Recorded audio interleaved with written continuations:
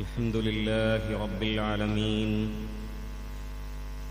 نحمده ونستعينه ونستغفره ونعوذ بالله من شرور أنفسنا ومن سيئات أعمالنا من يهده الله فلا مضل له ومن يضلل فلن تجد له وليا مرشدا أشهد أن لا إله إلا الله وحده لا شريك له وأشهد أن محمدًا عبده ورسوله أرسله بالهدى ودين الحق ليظهره على الدين كله ولو كره المشركون اللهم صل على محمد وعلى آل محمد كما صليت على إبراهيم وعلى آل إبراهيم إنك حميد مجيد وبارك على محمد وعلى آل محمد كما باركت على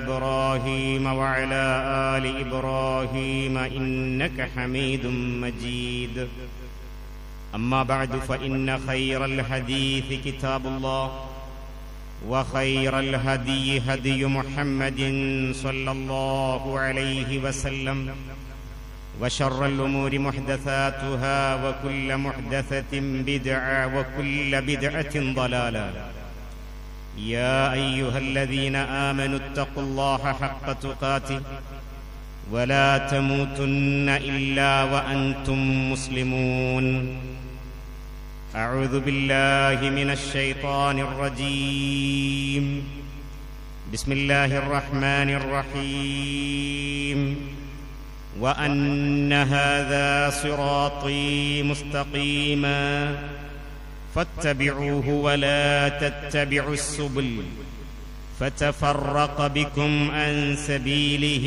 ذلكم وصاكم به لعلكم تتقون يقول سبحانه وتعالى اتبعوا ما أنزل إليكم من ربكم ولا تتبعوا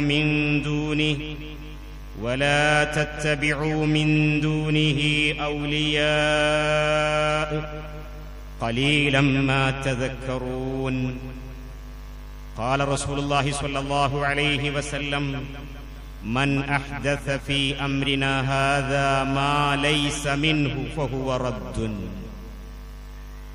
ബഹുമാന്യരായ സഹോദരന്മാരെ, സഹോദരികളെ, വിശ്വാസിനികളെ, സ്രഷ്ടാവായ അള്ളാഹുവിന്റെ ദീനിന്റെ വിധിവിലക്കുകൾക്കനുസരിച്ച് ജീവിതത്തിന്റെ എല്ലാ രഹസ്യ പരസ്യ സന്ദർഭങ്ങളിലും റബ്ബിനെ സൂക്ഷിച്ചു ജീവിക്കാൻ നമുക്കെല്ലാവർക്കും ബാധ്യതയുണ്ട് എന്ന കാര്യം ആദ്യമേ ഓർമ്മിപ്പിക്കുകയാണ്. സഹോദരങ്ങളെ, കഴിഞ്ഞ രണ്ടാഴ്ചകളിൽ മഹാനായ റസൂലുള്ളാഹി സ്വല്ലല്ലാഹു അലൈഹി വസല്ലമയെക്കുറിച്ച് അവിടത്തോടുള്ള സ്നേഹപ്രകടനം എങ്ങനെയായിരിക്കണം എന്നതും അതേപോലെ പ്രവാചകൻ സ്വല്ലല്ലാഹു അലൈഹി വസല്ലമയുടെ അനുചരന്മാർ അത്രമേൽ നബി സ്വല്ലല്ലാഹു അലൈഹി വസല്ലമയെ സ്നേഹിച്ചിട്ടുണ്ട് എന്നുള്ള കാര്യം അള്ളാഹുവിന്റെ റസൂലിനെ കുറിച്ച് അള്ളാഹു സുബ്ഹാനഹു വ തആല പരിചയപ്പെടുത്തുമ്പോൾ അവിടെ റിസാലത്തിനും ബിഇസത്തിനുമാണ് അള്ളാഹുവിന്റെ റസൂലിനെ നിയോഗിച്ച് സത്യസന്ദേശം ഏൽപ്പിച്ചു കൊടുത്തതിനാണ് അള്ളാഹു സുബ്ഹാനഹു വ തആല പ്രാധാന്യം കൽപ്പിച്ചിട്ടുള്ളത് എന്ന് പരിശുദ്ധ ഖുർആന്റെ അധ്യാപനമാണ്. ആ അർത്ഥത്തിൽ റിസാലത്തിനെയും ബിഇസത്തിനെയും നമുക്ക് എങ്ങനെയൊക്കെ മനസ്സിലാക്കാം, എത്രമേൽ റഹ്മത്തോടുകൂടിയുള്ള റിസാലത്താണ് റസൂലുള്ളാഹി സ്വല്ലല്ലാഹു അലൈഹി വസല്ലം നിർവഹിച്ചത് എന്നിത്യാദി കാര്യങ്ങളൊക്കെയും നമ്മളിങ്ങനെ കുറച്ച് കാര്യങ്ങളൊക്കെ ആ വിഷയത്തിൽ മനസ്സിലാക്കുകയുണ്ടായിട്ടുണ്ട് കഴിഞ്ഞ രണ്ടാഴ്ചകളിലൂടെ. ഇന്ന് അള്ളാഹുവിന്റെ റസൂൽ സല്ലല്ലാഹു അലൈഹി വസല്ലമയെ സ്നേഹിക്കണം എന്നുള്ള കാര്യത്തിൽ ഒരു ശങ്കയുമില്ലാത്ത മുഅ്മിനുകൾ, അതിലൊരു അഭിപ്രായ വ്യത്യാസമില്ലാത്ത മുഅ്മിനുകൾ, എങ്ങനെയായിരിക്കണം സ്നേഹിക്കേണ്ടത് എന്ന് മനസ്സിലാക്കുന്ന മുഅ്മിനുകൾ, അതോടൊപ്പം ചേർത്ത് മനസ്സിലാക്കേണ്ട ഒരു പ്രധാനപ്പെട്ട കാര്യമാണ് എങ്ങനെയായിരിക്കരുത് സ്നേഹിക്കേണ്ടത് എന്നുള്ളത്. പ്രവാചകനെ സ്നേഹിക്കേണ്ടത് എങ്ങനെയായിരിക്കരുത് എന്നുള്ളത് വലിയൊരു പാഠമാണ്. കാരണം സമൂഹത്തിൽ പ്രവാചകൻ പഠിപ്പിക്കാത്ത രീതിയിൽ സ്വല്ലല്ലാഹു അലൈഹി വസല്ലം പഠിപ്പിക്കാത്ത രീതിയിൽ അവിടത്തോടുള്ള സ്നേഹത്തിന്റെ പ്രകടനത്തിന്റെ കാഴ്ചകൾ നമ്മളുടെ മുൻപിൽ ഇങ്ങനെ കണ്ടുകൊണ്ടിരിക്കുകയാണ്. അതിന് പലതരത്തിൽ എല്ലാ ഭവനങ്ങളും അലങ്കരിക്കുന്നു, അള്ളാഹുവിന്റെ ഭവനങ്ങൾ ഭംഗിയുള്ളതാക്കുന്നു. അള്ളാഹുവിന്റെ ഭവനങ്ങൾ എപ്പോഴും ഭംഗിയും സൗന്ദര്യവും ഉള്ളതാക്കി തീർക്കേണ്ടതുണ്ട്.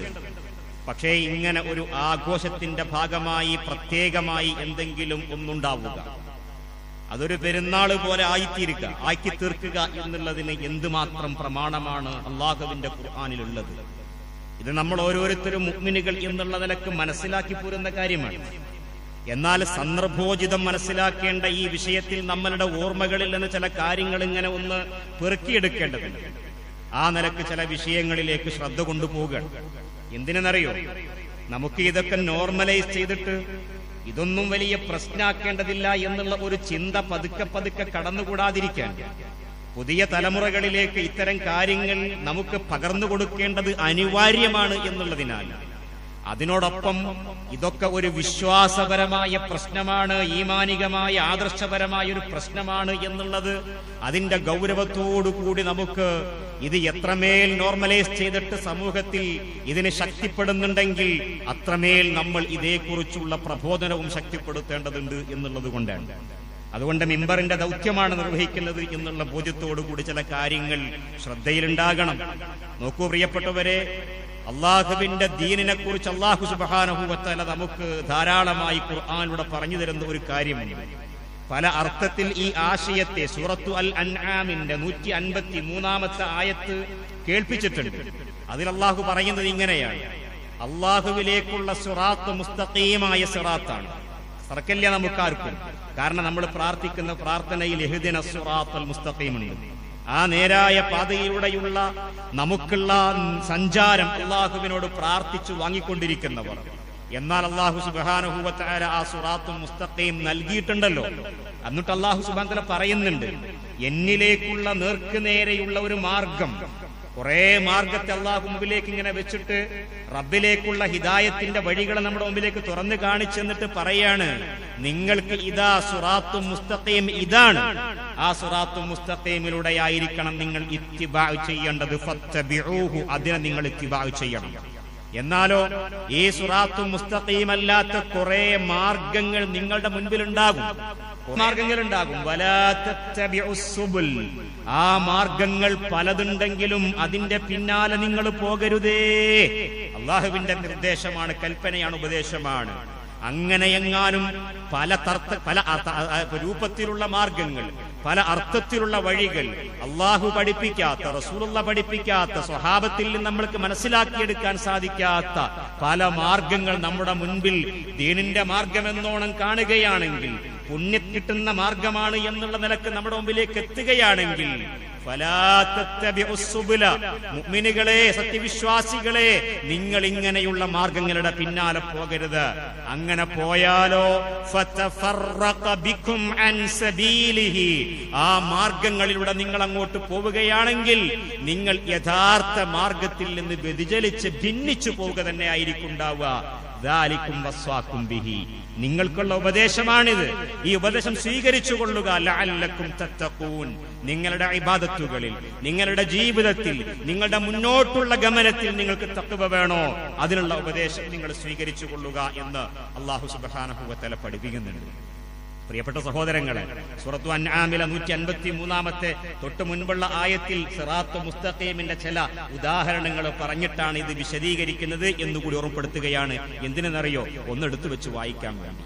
ഇനി ഇതേപോലെ സൂറത്തു അൽ അറാഫ് സൂറത്തിലെ 3-ാമത്തെ ആയത്തിൽ അല്ലാഹു സുബ്ഹാനഹു വ തആല പറയുന്ന 1ഉം 2ഉം ആയത്ത് അലിഫ് ലാം മീം സ്വാദ് എന്ന് തുടങ്ങിയിട്ട് പല കാര്യങ്ങൾ പറഞ്ഞിട്ട് പിന്നെ പറയുന്നുണ്ട്, ഇത്തബിഉ മാ ഉൻസില ഇലൈക്കും മിർ റബ്ബിക്കും, നിങ്ങളുടെ റബ്ബിൽ നിന്ന് നിങ്ങൾക്ക് ഇറക്കപ്പെട്ടിട്ടുള്ള പരിശുദ്ധമായ വേദഗ്രന്ഥത്തിന്റെ ആയത്തുകൾ, ആ ആയത്തുകളുടെ പിന്നാലെയായിരിക്കണം നിങ്ങൾ ഉണ്ടാവേണ്ടത്, അതിനെയായിരിക്കണം നിങ്ങൾ ഇത്തിബാ ചെയ്യേണ്ടത്. വലാ തത്തബിഉ മിൻ ദൂനിഹി, അതല്ലാത്ത മറ്റൊന്നിനെ നിങ്ങൾ ഇത്തിബാ ചെയ്യരുതേ. പരിശുദ്ധ ഖുർആനിന്റെ അധ്യാപനങ്ങൾ, ആ അധ്യാപനങ്ങൾ നബി സല്ലല്ലാഹു അലൈഹി വസല്ലം എത്തിച്ചു തന്നപ്പോൾ അതിനെ ഹിക്മത്ത് എന്ന് പരിശുദ്ധ ഖുർആൻ പഠിപ്പിച്ചു, അഥവാ സുന്നത്ത് എന്ന് നമ്മൾ വിളിക്കാറുണ്ട്. ആ നബിചര്യയും അള്ളാഹുവിന്റെ അധ്യാപനങ്ങൾ, പരിശുദ്ധ ഖുർആന്റെ ആയത്തുകളും, ഇതല്ലാത്ത മറ്റൊന്നിന്റെ പിന്നാലെ നിങ്ങൾ പോകരുതേ എന്ന് പരിശുദ്ധ ഖുർആൻ പഠിപ്പിക്കുന്നു. എന്നിട്ട് പറയുന്നു, വലാ തത്തബിഉ മിൻ ദൂനിഹി, അതല്ലാത്ത മറ്റൊന്ന് നിങ്ങൾക്ക് മിത്രമാവാൻ പാടില്ല, അതല്ലാത്ത മറ്റൊന്നിനെ നിങ്ങൾ ഔലിയാക്കളാക്കാൻ പാടില്ല, നിങ്ങളുടെ കൂട്ടുകാരോ മിത്രങ്ങളോ സ്നേഹബന്ധുക്കളോ ആക്കാൻ പാടില്ല. ഖലീലൻ മാ തദക്കറൂൻ, പക്ഷേ കുറച്ചാൾക്കാർ മാത്രം ഇതൊക്കെ ചിന്തിക്കുന്നുള്ളൂ. വളരെ കുറച്ചാൾക്കാർ മാത്രമേ ഇതൊക്കെ ആലോചിച്ച് മനസ്സിലാക്കാൻ ശ്രമിക്കുന്നുള്ളൂ എന്ന് അല്ലാഹു സുബ്ഹാനഹു വ തആല പഠിപ്പിക്കുകയാണ്. പ്രിയപ്പെട്ട സഹോദരങ്ങളെ, നമ്മുടെ മുൻപിൽ ഒരു ഇബാദത്ത് എന്ന വണ്ണം വലിയ ഒരു ആഘോഷത്തിന്റെ തുറവിയിലോ അതിന്റെ ഒരു പീക്ക് ടൈമിലോ ഒക്കെയാണ് നമ്മൾ ഉള്ളത്. മുസ്ലിം ഉമ്മത്തിൽ ഒരു ഇബാദത്തെന്നോണം അതിങ്ങനെ വലിയ പ്രചാരമുണ്ടായിക്കൊണ്ടിരിക്കുകയും അത് ദിവസേന എന്നോണം അല്ല, ഓരോ സമയം വരുമ്പോൾ ഒരു വർഷത്തേക്കാൾ കൂടുതൽ ശക്തിപ്പെട്ടുകൊണ്ടേയിരിക്കുന്ന ഒരു സന്ദർഭത്തിൽ നമ്മൾ കഴിഞ്ഞുകൂടിക്കൊണ്ടിരിക്കുമ്പോ നമ്മൾ പരിശോധിക്കുകയാണ്, അള്ളാഹുവിന്റെ ദീനിന്റെ നിയമത്തിൽ ഉണ്ടായിട്ട് തന്നെയാണോ ഇത് ചെയ്തുകൊണ്ടിരിക്കുന്നത്? ദീന്റെ നിയമമായിരിക്കണമല്ലോ ഇത്തിബാ ചെയ്യേണ്ടത്. ദീന്റെ നിയമത്തിലുണ്ടോ ഇങ്ങനെ ഒരു ഇബാദത്ത്? അല്ലാഹു സുബ്ഹാനഹു വ തആല ഇങ്ങനെ ഒരു കാര്യം നിയമമാക്കിയിട്ടുണ്ടോ എന്ന് പരിശോധിക്കാൻ നമുക്ക് ബാധ്യതയുണ്ട്. ഇല്ല എന്നുള്ളത് തന്നെയാണ് എല്ലാവരും സമ്മതിക്കുന്നത്. ഇല്ല, അള്ളാഹുവിന്റെ റസൂല് പഠിപ്പിച്ച ദീനിലില്ല, പരിശുദ്ധ ഖുർആൻ പഠിപ്പിച്ച അല്ലാഹുവിന്റെ ആയത്തുകൾ ഇതിൽ ഇല്ല എന്നുള്ളത് പേർത്തും സമ്മതിക്കാൻ ഇത് ആഘോഷമാക്കുന്നവർ പോലും സന്നദ്ധരാകുന്നു എന്നുള്ളത് നമ്മൾ തിരിച്ചറിയുന്നു. പിന്നെ എവിടുന്ന് കടന്നു വന്നു എന്ന് ചോദിച്ചു കഴിഞ്ഞാൽ നമ്മളതിനെ പരിശോധിക്കുമ്പോ നമുക്ക് മനസ്സിലാക്കാൻ സാധിക്കുന്ന ഒരു ലോജിക്കൽ തിങ്കിങ് എന്ന സംഗതി ഉണ്ടല്ലോ. നമ്മൾ അങ്ങനെ ഒന്ന് ചിന്തിച്ചു നോക്കിക്കഴിഞ്ഞാൽ, ഒരു ഇബാദത്ത് അള്ളാഹുവിൻ റസൂല് പഠിപ്പിച്ചിട്ടുണ്ടെങ്കിൽ, ആലോചിക്കണേ, ഒരു ഇബാദത്ത് അള്ളാഹു റസൂല് പഠിപ്പിച്ചിട്ടുണ്ടെങ്കിൽ ആ ഇബാദത്തിന് ഒരു രൂപം ഉണ്ടാകും, ഒരു ഭാവം ഉണ്ടാകും. ഇപ്പൊ നിസ്കാരം ഒരു ഇബാദത്താണ്. ആ നമസ്കാരത്തിന് എത്ര വഖത്താണ് നമസ്കരിക്കേണ്ടത് ഹദീസുകളിൽ നിന്ന് കിട്ടുകയാണ്, പരിശുദ്ധ ഖുർആന്റെ ആയത്തിൽ നിന്ന് മനസ്സിലാക്കാൻ സാധിക്കുകയാണ്. അത് ഓരോ വഖത്തുള്ള നിസ്കാരവും എത്ര റക്അത്ത് നിസ്കരിക്കണം, അതിൽ ചൊല്ലേണ്ട പ്രാർത്ഥനകൾ എന്ത്, ഇത്യാദി കാര്യങ്ങൾ, റുക്കൂ ചെയ്യേണ്ടതെങ്ങനെ, സുജൂദ് ചെയ്യേണ്ടതെങ്ങനെ, സുജൂദിൽ കൈകൾ വെക്കേണ്ടതെങ്ങനെ, ഏതൊക്കെ അവയവങ്ങൾ വെക്കണം, ഇത് എല്ലാ നാട്ടിലും ഈ ഇബാദത്തിന്റെ രൂപഭാവങ്ങൾ ഒരുപോലെയാണല്ലോ. വ്യത്യാസമുണ്ടോ? ഇല്ലല്ലോ. നമ്മളെല്ലാവരും അംഗീകരിക്കുന്നു ഇതൊരു ലോജിക്കാണ്. എന്നാൽ ഇതേ ഒരു ലോജിക്ക് വെച്ച് ഇതൊരു ഇബാദത്താണെങ്കിൽ, ഈ ഒരു ആഘോഷം ഇബാദത്താണെങ്കിൽ, ഇപ്പൊ നടന്നുകൊണ്ടിരിക്കുന്ന മിലാദുൻ നബിയെ കുറിച്ച് തന്നെ മറന്നുമല്ല, ഈ മിലാദുൻ നബി പ്രവാചകന്റെ ജന്മദിനം, അങ്ങനെ തന്നെ പറയേണ്ടത്, ജന്മദിനം, അത് ഒരു ഇബാദത്താണെങ്കിൽ, അതൊരു ഇബാദത്തായിട്ടാണ് ചെയ്തുകൊണ്ടിരിക്കുന്നത് എങ്കിൽ ചോദിക്കാനുള്ളത്, എല്ലാ നാട്ടിലും ഒരേ രൂപഭാവങ്ങൾ ഇതിനുണ്ടോ? ഉണ്ടാവണില്ലല്ലോ. എല്ലാ നാട്ടിലുമില്ല. ബഹുഭൂരിഭാഗം മുസ്ലിം രാജ്യങ്ങളിലും മുസ്ലിം ഉമ്മത്തുണ്ട്, ശരിയാണ്, ഉണ്ട്, ഉണ്ടായിക്കൊണ്ടിരിക്കുന്നു. ഒരു നാട്ടിൽ നിന്ന് വേറൊരു നാട്ടിലേക്ക് പ്രചരിച്ചു കൊണ്ടിരിക്കുന്നു, ഒക്കെ ശരിയാണ്, സമ്മതിക്കുന്നു. പക്ഷേ എല്ലാ നാട്ടിലും ഒരേ രൂപത്തിൽ ഒരു ഇബാദത്താണെങ്കിൽ കാണേണ്ടതാണല്ലോ, ഉണ്ടാവില്ല. അപ്പൊ അതിൽ നിന്ന് തന്നെയും ആ ഒരു ലോജിക്കിൽ നിന്ന് തന്നെയും നമ്മൾ മനസ്സിലാക്കിയെടുക്കുന്ന ഒരു കാര്യം, റസൂലുള്ള പഠിപ്പിച്ച ദീൻ അല്ല എന്നുള്ള ഒരു പോയിന്റ് നമുക്ക് അതിൽ നിന്ന് മനസ്സിലാക്കാൻ സാധിക്കുന്നു. ഇനി അവിടെ നിന്ന് ഇങ്ങോട്ട് നിങ്ങൾ നോക്കൂ, പിന്നീട് 100 നാട്ടിൽ 100 കോലത്തിലാണ് ഇത് ആഘോഷിച്ചുകൊണ്ടിരിക്കുന്നത്, ആചരിച്ചുകൊണ്ടിരിക്കുന്നത് എന്നിരിക്കെ പിന്നെ പരിശോധിക്കുന്നു, പിന്നെ എവിടുന്ന് വന്നു എന്ന പരിശോധനയിൽ പ്രിയപ്പെട്ട മുഅ്മിനുകളെ, സത്യവിശ്വാസികളെ, നമുക്ക് വായിക്കാൻ സാധിക്കുന്നത് ഇതിന്റെ പിന്നിൽ പ്രവർത്തിച്ചിട്ടുള്ളത് ഇസ്ലാമിന്റെ ശത്രുക്കളാണ്. ഇസ്ലാമിന്റെ ശത്രുക്കളാണ്. നിങ്ങൾ എങ്ങനെ പഠിച്ചോളൂ, ഇസ്ലാമിന്റെ ശത്രുക്കളാണ് ഇതിന്റെ പിന്നിൽ, ഇതിന്റെ ബുദ്ധി കേന്ദ്രമായി പ്രവർത്തിച്ചിട്ടുള്ളത് എന്ന് കാണാൻ സാധിക്കും. എന്നാലോ പിൽക്കാലഘട്ടത്തിൽ പണ്ഡിതന്മാർ അതിന് ഫത്വ കൊടുക്കുകയും, എന്നാലും ആരൊക്കെ ഉണ്ടാക്കി, ഷിയാക്കളിലെ, ഷിയാ വിഭാഗത്തിലെ ഫാത്തിമിയ എന്നറിയപ്പെടുന്ന തീവ്ര ഒരു വിഭാഗക്കാരുണ്ട്, പിന്നെ ഷിയാക്കളിലെ റാഫിള കക്ഷികളെ പോലെ, ഷിയാക്കൾ ഒരുപാട് അവാന്തര വിഭാഗങ്ങളുണ്ട്, അത് റാഫിള കക്ഷികളെ കൂട്ടത്തിൽപ്പെട്ട ഒരു വിഭാഗമാകുന്നു ഫാത്തിമിയാക്കൾ.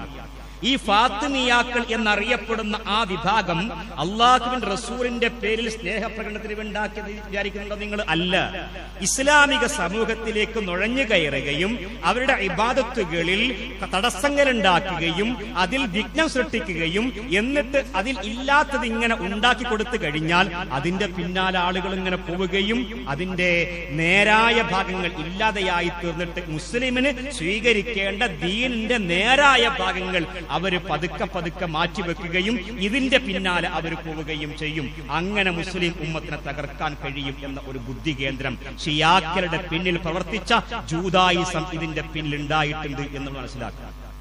ഇത് കൃത്യമാണ്. നമ്മൾ എങ്ങനെ പഠിച്ചാലും ഇതാ കിട്ടുക.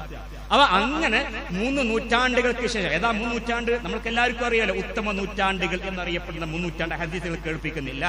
ആ 3 നൂറ്റാണ്ടുകൾക്ക് ശേഷം ഇതിന് ആവിർഭാവം കൊണ്ടു. അവിടെ നിങ്ങോട്ട് പിന്നീട് അതിനെ ഏറ്റുപിടിച്ച ഒരു ചക്രവർത്തിയാണ് മുളഫർ ചക്രവർത്തി. ഇർബൽ നാട്ടിലെ മുളഫർ ചക്രവർത്തി അതിനെ ഒരു ആഘോഷത്തിന്റെ തലത്തിലേക്ക് കൊണ്ടുവരികയും ആ ദിവസം വരുമ്പോൾ വലിയ സദ്യ ഒരുക്കുകയും ഭക്ഷണം ഉണ്ടാക്കുകയും വിഭവങ്ങൾ ഒരുക്കുകയും എന്നിട്ട് ഫ്രീ ആയിക്കൊണ്ട് അന്നദാനം നടത്തുകയും ചെയ്ത തലത്തിലേക്ക് അതിനെ വളർത്തിക്കൊണ്ടുപോകും. അപ്പോൾ ആലോചിച്ച് നോക്കൂ, ഒരു കാര്യം നന്മയാകുക എന്ന് പറഞ്ഞാൽ അതിന്റെ പിന്നിൽ കുറെ അന്നദാനം കിട്ടുന്നുണ്ടല്ലോ. അതിന്റെ ആ ഒരു കാരണം പറഞ്ഞുകൊണ്ടൊരു കാര്യം അള്ളാഹുവിന്റെ ദീനിൽ ഉൾപ്പെടുത്താൻ പറ്റും. ദീനിന്റെ ശരീഅത്ത് എന്ന് പറഞ്ഞാൽ ശരീഅത്തുള്ളയാണല്ലോ, അള്ളാഹുവിന്റെ ശരീഅത്താണല്ലോ. അള്ളാഹുവിന്റെ ശരീഅത്ത് അള്ളാഹുവിന്റെ റസൂൽ പഠിപ്പിച്ചു തരണം. അതുണ്ടായിട്ടുണ്ടോ? അത് ഉണ്ടായിട്ടില്ല എന്നുള്ളത് നമ്മളെ എങ്ങനെ പരിശോധിച്ചാലും മനസ്സിലാക്കാൻ സാധിക്കും. അപ്പൊ ഇതിന്റെ ചരിത്രം പരിശോധിക്കുമ്പോൾ ദീനിലില്ലാത്ത ഒരു കാര്യമാണ്, ഉത്തമ നൂറ്റാണ്ടുകൾ കണ്ടുവന്നിട്ടില്ലാത്ത കാര്യമാണ്. ഫാത്തിമിയാക്കളാണ് കൊണ്ടുവന്നിട്ടുള്ളത്. ഹിജ്റ 6-ാം നൂറ്റാണ്ടിൽ പിന്നീട് മുളഫർ ചക്രവർത്തി അത് ഏറ്റെടുക്കുകയും പിന്നീട് അതിനെ തുടർന്നുകൊണ്ട് മുളഫർ ചക്രവർത്തിയോടുള്ള ഒരു അനുരാഗാത്മകമായ ഭ്രമം എന്നൊരു വാക്കൊക്കെ പറയാറുണ്ട്. ആ ഒരു ഭ്രമത്തിന്റെ പേരിൽ എന്ത് ചെയ്തു? ചില സ്വാലിഹികളായ പണ്ഡിതന്മാർ അതിനെ കൊണ്ടുപിടിച്ചു. അങ്ങനെ അത് മതത്തിന്റെ ഭാഗമായി മാറുകയാണുണ്ടായത്. ഇങ്ങനെ ഒരു മതം ഉണ്ടാക്കാൻ ഏതെങ്കിലും അർത്ഥത്തിൽ ഒരു മുസ്ലിമിന് പാടില്ല. ഒരു പണ്ഡിതൻ പറഞ്ഞു എന്നുള്ളതിന്റെ പേരിൽ ഫത്വ കൊടുത്തു എന്നതിന്റെ പേരിൽ അത് ദീനാവുകയുമില്ല. ഇത് നമ്മൾ മനസ്സിലാക്കണം. ഇനി നിങ്ങൾ നോക്കൂ, റസൂലുള്ളാഹി സ്വല്ലല്ലാഹു അലൈഹി വസല്ലം സാമാന്യമായി മൗലിദിന്റെ ചരിത്രം ഇതാണ് എന്നിരിക്കെ റസൂലുള്ളാഹി സ്വല്ലല്ലാഹു അലൈഹി വസല്ലമയുടെ ഈ വിഷയത്തിൽ നമുക്ക് സ്വീകരിക്കേണ്ട അധ്യാപനം എന്താണ്? ഇത് പുതുതായി ഉണ്ടായതാണെങ്കിൽ എന്താണ് സ്വീകരിക്കേണ്ടത്? റസൂലുള്ളാഹി സ്വല്ലല്ലാഹു അലൈഹി വസല്ലം പറയുന്ന ഒരു പ്രധാനപ്പെട്ട കാര്യം നിങ്ങൾ നോക്കൂ.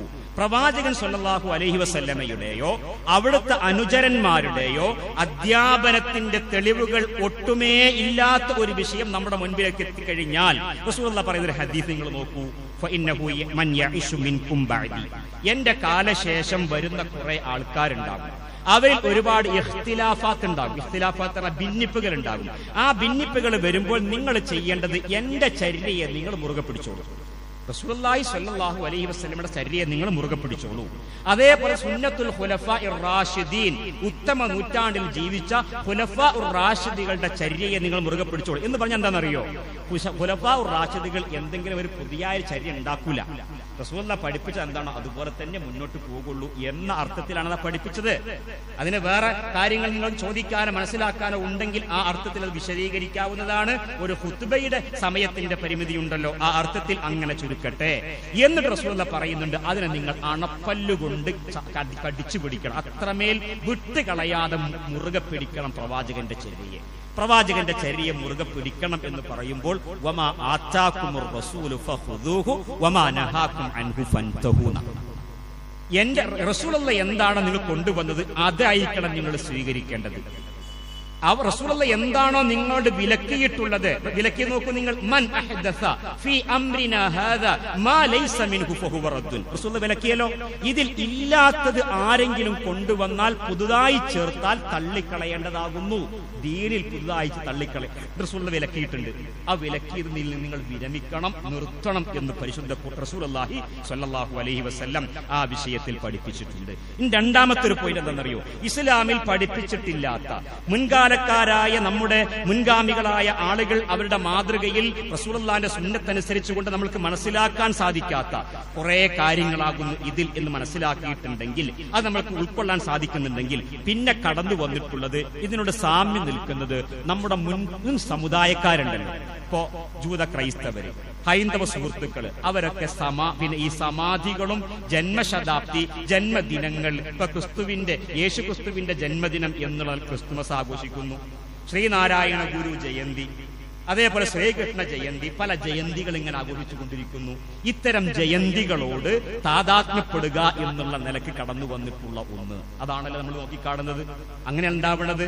ഇങ്ങനെ വരുമ്പോൾ നമ്മൾ എന്ത് സ്വീകരിക്കണം? റസൂലുള്ളാഹി സ്വല്ലല്ലാഹു അലൈഹി വസല്ലം പറഞ്ഞു, ഈ നിങ്ങളുടെ സമൂഹം മുൻകാല സമുദായങ്ങളുടെ പിന്നാലെ, മുൻകാല സമൂഹങ്ങളുടെ പിന്നാലെ പോകുന്ന ഒരവസ്ഥയിലേക്ക് കാലം മാറി വരും. അത് എത്രത്തോളം വരും? മുൻകാല സമുദായക്കാർ ഏതെങ്കിലും ഒരു ഉടുമ്പിന്റെ മാളത്തിലേക്ക് പ്രവേശിക്കുകയാണെങ്കിൽ നമുക്കും ഒന്ന് പോയി നോക്കാം എന്ന് ചിന്തിക്കുന്ന ഒരു കാലഘട്ടത്തിലേക്ക് നിങ്ങൾ അധപ്പതിക്കും എന്ന് നബി സല്ലല്ലാഹു അലൈഹി വസല്ലം പഠിപ്പിച്ച ഹദീസും നമ്മുടെ മുൻപിൽ കാണേണ്ടതുണ്ട്. അപ്പൊ സഹോദരങ്ങളെ, ബിദ്അത്താണ്. മുൻഗാമികളിൽ നിന്ന് നമുക്ക് മാതൃകയില്ല, പ്രവാചകൻ സ്വല്ലല്ലാഹു അലൈഹി വസല്ലം പഠിപ്പിച്ചിട്ടില്ല, പരിശുദ്ധ ഖുർആന്റെ പിൻബലമില്ല. അങ്ങനെയാണെങ്കിൽ പിന്നെ എന്തിന് എന്ന് ചോദിക്കുമ്പോൾ ഇതിലൂടെയൊക്കെയും ഉണ്ടാകുന്നത് നബി സല്ലല്ലാഹു അലൈഹി വസല്ലമയോട് ഇസ്തിഗാസ ചെയ്യുന്നവരെ സംഭവങ്ങൾ ഉണ്ടാവുകയാണ്. ഇസ്തിഗാസ വരെ ഉണ്ടാവുകയാണ്. കാരണം ഇത്തരം ഈ മൗലിദ് കിതാബുകളിൽ പലതും പാരായണം ചെയ്യുന്നിടത്ത് നമ്മൾ ഈ കാര്യം മനസ്സിലാക്കാൻ നിങ്ങളെ പറയുന്നുണ്ട്. ഇതിങ്ങനെ എവിടെയെങ്കിലും മറച്ചു വെച്ച് പറഞ്ഞത് കാര്യമില്ലല്ലോ. അതുകൊണ്ട് പിന്നെ ഇതിന്റെ പേരിൽ പാരായണം ചെയ്യപ്പെടുന്ന ഈരടികളോ കിതാബുകളോ നമ്മൾ ഒന്ന് അർത്ഥസഹിതം വായിക്കുകയാണെങ്കിൽ നബി സല്ലല്ലാഹു അലൈഹി വസല്ലമയോട് പോലും ഇസ്തിഗാസ ചെയ്യുന്ന, സഹായത്തിന് വേണ്ടി പ്രാർത്ഥിക്കുന്ന ഈരടികളും വരികളും പ്രാർത്ഥനാംശങ്ങളും നമ്മൾ കാണുകയാണ്. അപ്പൊ അതുകൊണ്ട് ഇങ്ങനെയുള്ള ശിർക്കുകൾ, ഉലുവുകൾ എന്ന് പറഞ്ഞാൽ അതിരുവിട്ട ആചാരങ്ങൾ, അതിരുവിട്ട വിശ്വാസങ്ങൾ കടന്നു വരുന്നു. ഉണ്ടാകാൻ പാടില്ലല്ലോ. റസൂലുള്ളാഹി പഠിപ്പിച്ചു, ലാ തതുറൂനി കമാ അത്റത്തിൻ നസ്വാറാ ഈസാ ഇബ്നു മറിയം. ഈസാ ഇബ്നു മറിയമിനെ നസാറാക്കൾ പുകഴ്ത്തിപ്പാടിയതുപോലെ നിങ്ങൾ എന്നെ പുകഴ്ത്തരുതേ എന്ന് പ്രവാചകൻ സ്വല്ലല്ലാഹു അലൈഹി വസല്ലമയുടെ അധ്യാപനമുണ്ട്. നമ്മളുടെ പുകഴ്ത്തലുകൾ അതിരുവിടാൻ പാടില്ല എന്നല്ലേ പഠിപ്പിച്ചത്. ഈസാ ഇബ്നു മറിയമിനെ എത്രത്തോളം കൊണ്ടുവെച്ചു എന്ന് വെച്ചു കഴിഞ്ഞാൽ അത് ഈസാ ഇബ്നു മറിയം എന്ന് പറഞ്ഞാൽ ഇബ്നുല്ലാഹ് എന്നുള്ളിടത്തേക്ക് കൊണ്ടുവച്ചു. അങ്ങനെ ഇബ്നുല്ലാഹ് എന്നൊന്നും പറഞ്ഞിട്ടില്ല എന്നുള്ള നേരന്നെയാണ്. പക്ഷേ റസൂലുള്ളാഹിയോട് സ്വല്ലല്ലാഹു അലൈഹി വസല്ലമയോട് തന്നെയും നേരിട്ട് പ്രാർത്ഥിക്കുന്ന, ഇസ്തിഗാസ ചെയ്യുന്ന തരത്തിലേക്ക് ഇതിന്റെ ഈരടികൾ, മൗലിദിന്റെ പാരായണത്തിന്റെ വരികളൊക്കെയും എത്തിച്ചേരുന്നു. ഇയ്യാകും വൽ ഗുലൂ, അതിരുവിടലുകളുടെ കാര്യത്തിൽ നമ്മൾക്ക് നല്ല സൂക്ഷ്മത വേണം. മുൻഗാമികൾക്ക് നാശമുണ്ടാക്കിയത് അതിരുകവിച്ചിലാകുന്നു എന്ന് പരിശുദ്ധ ഖുർആൻ പഠിപ്പിച്ചിട്ടുണ്ട്. അതുകൊണ്ട് ഈ വിഷയത്തിൽ നമ്മൾ നല്ല ഉൾക്കാഴ്ചയുണ്ടാകണം. അതിന് ചില നിർദ്ദേശങ്ങളോ അതിന് പറയാവുന്ന മനസ്സിലാക്കാൻ ചില പോയിന്റുകളോ മാത്രമാണ് ഈ ഒരു സമയത്ത് നൽകാൻ വേണ്ടി ശ്രമിച്ചിട്ടുള്ളത്. നാഥൻ നമുക്ക് നേരിനെ ഉൾക്കൊള്ളാനുള്ള തൗഫീഖ് നൽകുമാറാവട്ടെ. ആ ഒരു പ്രാർത്ഥന എപ്പോഴും ഉണ്ടാവണം. ഇങ്ങനെ ഇഖ്തിലാഫാത്തുകൾ ഇങ്ങനെ കാണുമ്പോൾ, അതിന് നല്ല പ്രചാരം കിട്ടിക്കൊണ്ടിരിക്കുമ്പോൾ, മാത്രമല്ല ബഹുഭൂരിഭാഗം സമൂഹത്തിലും അത് ഉണ്ടായിക്കൊണ്ടിരിക്കുന്നുണ്ട്, കണ്ടുകൊണ്ടിരിക്കുന്നുണ്ട്. ന്യൂനപക്ഷം മാത്രമാണ് അതിൽ എതിർത്തുകൊണ്ടിരിക്കുന്നത്. അതിന്റെയൊക്കെ പേരിൽ ഇങ്ങനെ ഇതിനെ നമ്മൾക്ക് പ്രയാസമില്ല, ബുദ്ധിമുട്ടില്ല, പ്രശ്നമില്ല എന്നുള്ള നിലയിലേക്ക് ആളുകൾ ചിന്തിച്ചു തുടങ്ങുമ്പോൾ, അതിന്റെ അന്നം എവിടെയെങ്കിലും വിതരണം ചെയ്യുമ്പോൾ എന്താ പോയി കഴിച്ചാൽ എന്നുള്ള നിലക്ക് വരെ ചിന്തിക്കുന്ന തലത്തിലേക്ക് കാര്യങ്ങൾ വഴിമാറിപ്പോകുമ്പോൾ നമ്മളൊന്ന് ആലോചിക്കുക. ദീനിന്റെ പിൻബലമില്ലാത്തതിന്റെ പിന്നാലെ പോകാതിരിക്കാനുള്ള ജാഗ്രതയുണ്ടാകണം. റബ്ബിനോട് ഹിദായത്തിന് വേണ്ടി പ്രാർത്ഥിക്കണം. അള്ളാഹു നമുക്ക് അവൻ നൽകുന്ന സന്മാർഗത്തിൽ ഉറച്ചു നിൽക്കാനുള്ള തൗഫീഖ് നൽകി അനുഗ്രഹിക്കുമാറാവട്ടെ.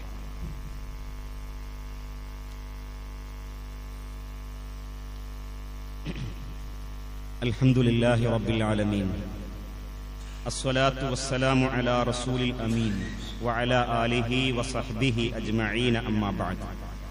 ബഹുമാന്യരായ സഹോദരങ്ങളെ, സത്യവിശ്വാസി വിശ്വാസിനികളെ, ഒരിക്കൽ കൂടി അള്ളാഹുവിന്റെ ദീനിന്റെ നിയമങ്ങൾക്കും അള്ളാഹു വിലക്കിയ കാര്യങ്ങളിൽ നിന്നുകൊണ്ട് സൂക്ഷ്മത പാലിക്കാനും ഒക്കെയുള്ള ഈമാനിക ബോധം നമുക്കെല്ലാവർക്കും ഉണ്ടാവണം. അള്ളാഹു നമുക്കതിന് തൗഫീഖ് നൽകുമാറാവട്ടെ. സഹോദരങ്ങളെ, ഈ ബിദ്അത്തിന്റെ ആളുകൾ പലപ്പോഴും ഇതിന് അവർ ചെയ്യുന്ന ബിദ്അത്തുകൾക്ക് പല ന്യായങ്ങളും ഉന്നയിക്കും. ആ ന്യായങ്ങൾ പലതും നമ്മളിങ്ങനെ പരിശോധിക്കുമ്പോൾ അത് തലനാരിഴ കീഴിൽ പരിശോധിക്കൊന്നും വേണ്ട. നമ്മുടെ കേവലമായ വായനയിൽ നിന്നുള്ളൊരു പരിശോധന നടത്തുമ്പോൾ തന്നെ ഇതിലൊക്കെയുള്ള അബദ്ധങ്ങൾ നമുക്ക് മനസ്സിലാക്കാൻ സാധിക്കും. പറയാറുള്ള ചില ന്യായങ്ങൾ, ഒരുപാട് ന്യായങ്ങളുണ്ട്.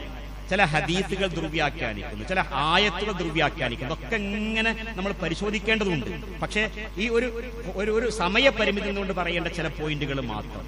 റസൂലുള്ളാഹിയെ വാഴ്ത്തുകയാണ് എന്നിങ്ങനെ ന്യായം പറയും. ഞങ്ങൾ ഇതിലൂടെ ചെയ്യുന്ന റസൂലുള്ളാഹിനെ വാഴ്ത്തുകയാണല്ലോ, എന്തിനാ അതിനെ എതിർക്കുന്നത്?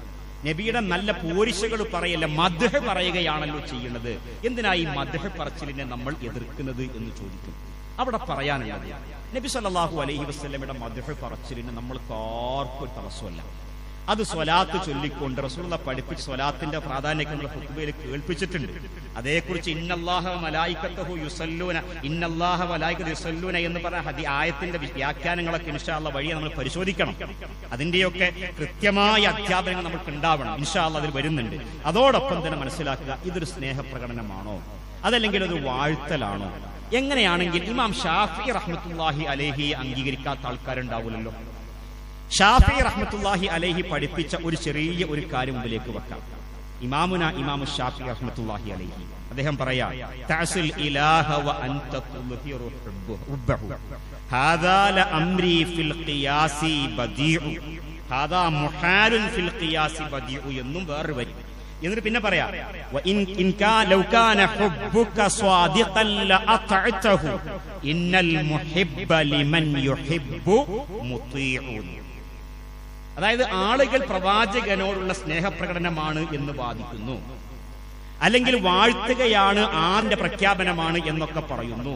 പക്ഷേ ഇമാം ഷാഫിഈ റഹ്മത്തുള്ളാഹി അലൈഹി പറയണ എന്താ അറിയാം, നിങ്ങൾ ഇലാഹിനോട് ധിക്കാരം കാണിച്ചുകൊണ്ട് സ്നേഹം പ്രകടിപ്പിക്കുക എന്നുള്ളത് എങ്ങനെയാ കഴിയുക? ആണല്ലോ ഇപ്പൊ ചെയ്തുകൊണ്ടിരിക്കുന്നത്. ഇലാഹായ അള്ളാഹിനോട് അനുസരണക്കേട് കാണിച്ച് ധിക്കാരം പ്രകടിപ്പിച്ചുകൊണ്ട് നിങ്ങൾക്ക് സ്നേഹം പ്രകടിപ്പിക്കുകയാണ് ചെയ്യുന്നത്. ഹാദാ മുഹാലുൻ ഫിൽ ഖിയാസി ബദീഉ. ഇതൊരു അസംഭവ്യമായ കാര്യം, നടക്കാൻ പോണ കാര്യമില്ല, അസംഭവ്യമാണ്, മുഹാലാണ്, കഴിഞ്ഞില്ല. ഫിൽ ഖിയാസി ബദീഉ, അത് നമ്മൾ എങ്ങനെ തുലനം ചെയ്താലും അതൊരു പുതിയ നിർമ്മിതിയാണ്, നടക്കാൻ പോണ കാര്യമില്ല, നിങ്ങൾക്ക് അങ്ങനെ സ്നേഹം പ്രകടിപ്പിക്കാൻ കഴിയില്ല. എന്നിട്ട് പിന്നെ പറയാ, ലൗ കാന ഹുബ്ബുക സ്വാദിഖൻ ലഅതഅതഹു.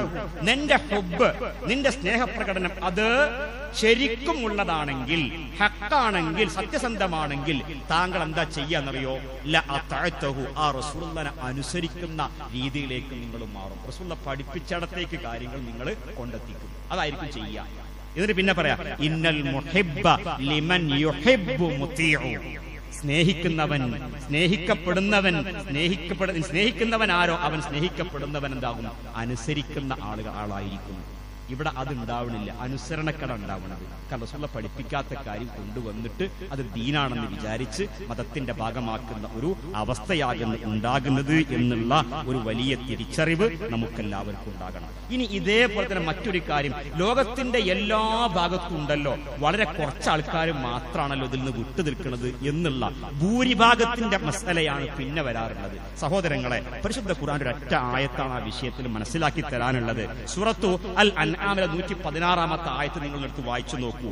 വ ഇൻ തുതി', നീ എങ്ങാനും അനുസരിച്ചു പോവുകയാണെങ്കിൽ, കസീറം മൻ ഫിൽ അർദി, ഭൂമിയിൽ ഭൂരിഭാഗം എന്താണ് നോക്കിയിട്ട് അവരുടെ പിന്നാലെ നിങ്ങൾ അനുസരിച്ചു പോവുകയാണെങ്കിൽ, യുദില്ലൂക അൻ സബീലില്ലാ, അല്ലാഹുവിന്റെ മാർഗ്ഗത്തിൽ നിന്ന് ഈ ഭൂരിഭാഗവും നിങ്ങളെ പഴപ്പിക്കുന്ന ഒരവസ്ഥ നിങ്ങൾക്ക് കാണാൻ പറ്റും. ഇൻ യത്തബിഊന ഇല്ലല്ലന്ന വ ഇൻഹും ഇല്ലാ യഖ്റുസൂൻ. കാരണം ഈ ഭൂരിഭാഗവും ലന്നിന്റെ പിന്നാലെയാണ്. അവർക്ക് തെളിവില്ല, പ്രമാണമില്ല, എന്താണ് ചെയ്യേണ്ടത് എന്നുള്ള അവബോധമില്ല. എന്നിട്ടോ അവബോധമില്ലാതെ കുറെ ഊഹഭാവങ്ങളുടെ അടിസ്ഥാനത്തിൽ അനുമാനങ്ങൾ മാത്രമാണ് അവരുടെ തെളിവായിട്ടുള്ളത്. അതിന്റെ അപ്പുറത്തേക്ക് ദുർവ്യാഖ്യാനങ്ങളല്ലാതെ കൃത്യമായ പ്രമാണമില്ലാതെയാണ് ഭൂരിഭാഗം ഇത് ചെയ്തുകൊണ്ടിരിക്കുന്നത് എന്ന് പരിശുദ്ധ ഖുർആൻ പൊതുവായ നിലക്ക് നമ്മുടെ മുമ്പിലേക്ക് വെച്ചിട്ടുണ്ട്. അത് വെച്ചുകൊണ്ട് ചിന്തിക്കുക, ബഹുഭൂരിഭാഗം അങ്ങനെയാണല്ലോ എന്നുള്ളത് ഇതിന് തെളിവാകുന്നില്ല എന്നുള്ളതും നമ്മൾ മനസ്സിലാക്കിയിരിക്കേണ്ട കാര്യമാണ്. ഇങ്ങനെ കുറെ കാര്യങ്ങളാണ് കാര്യങ്ങളാണ് ഈ വിഷയത്തിൽ പ്രമാണങ്ങളാക്കി അനുസരിച്ച് സ്വീകരിച്ചു കൊണ്ടിരിക്കുന്നത് എങ്കിൽ അതൊക്കെയും നമ്മൾ ഉൾക്കൊള്ളുമ്പോൾ നമുക്ക് ദീനായിട്ട് ആചരിക്കാനോ ആഘോഷിക്കാനോ പറ്റുന്ന ഒന്നല്ല മീലാദുൻ നബി.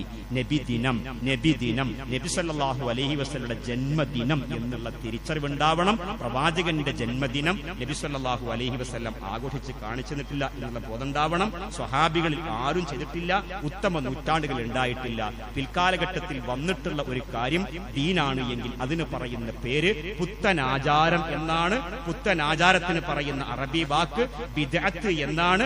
ബിദ്അത്ത് ചെയ്താൽ അവന്റെ അവസ്ഥ റബ്ബിന്റെ അടുക്കൽ വലിയ നഷ്ടമായിരിക്കും സംഭവിക്കാനിരിക്കുന്നത് എന്നുള്ള കാര്യം അതാണ് ഈ ഒരു ഖുത്ബയിലൂടെ മുന്നോട്ട് വെക്കാൻ ശ്രമിച്ചിട്ടുള്ളത്. ഉൾക്കൊള്ളാനുള്ള തൗഫീഖ് എല്ലാ ആളുകൾക്കും അള്ളാഹു നൽകി അനുഗ്രഹിക്കുമാറാവട്ടെ. ഉൾക്കൊണ്ടവരാണ് ഈ ഇരിക്കുന്നവർ എന്ന ബോധ്യമുണ്ട്. അതോടൊപ്പം ഇക്കാര്യം പ്രബോധനം ചെയ്യാനും പറഞ്ഞു കൊടുക്കാനും നമുക്ക് ബാധ്യതയുണ്ട്. അക്കാര്യം കൂടി ഉറപ്പെടുത്തുകയാണ്. നാഥൻ നമ്മെ എല്ലാവരെയും അനുഗ്രഹിക്കുകയും അവന്റെ ജന്നാത്തുൽ ഫിർദൗസിൽ ഒരുമിച്ച് കൂട്ടി അവന്റെ നരകത്തിന്റെ അദാബിൽ നിന്ന് നമ്മളെല്ലാവരെയും രക്ഷപ്പെടുത്തി നമുക്ക് റബ്ബിന്റെ സഹായം നാഥൻ പ്രദാനം ചെയ്യുമാറാവട്ടെ.